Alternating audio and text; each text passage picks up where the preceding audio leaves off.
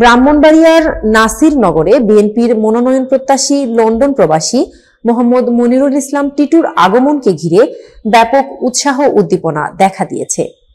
ব্রাহ্মণবাড়িয়া প্রতিনিধি মোহাম্মদ সাদেকুল ইসলাম জানান, শনিবার সকালে নাসিরনগর উপজেলার চাতলপাড় ইউনিয়ন সহ বিভিন্ন এলাকা থেকে বিপুল সংখ্যক নেতাকর্মী ও সমর্থক তাকে স্বাগত জানান।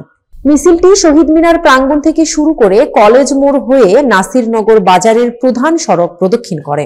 মিছিলের সময় নেতাকর্মীরা হাতে দলীয় পতাকা ও ব্যানার নিয়ে জয় বাংলা নয়, জয় বিএনপি, মনিরুল টিটু ভাই এগিয়ে চলো ইত্যাদি স্লোগান দেন।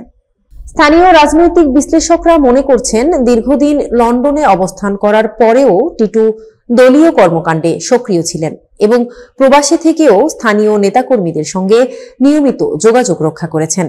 মিছিল শেষে সংক্ষিপ্ত সমাবেশে বক্তারা তার রাজনৈতিক দক্ষতা, দলের প্রতি আনুগত্য এবং আসন্ন ব্রাহ্মণবাড়িয়া 1 আসনে বিজয়ী হওয়ার সম্ভাবনা নিয়ে বক্তব্য রাখেন।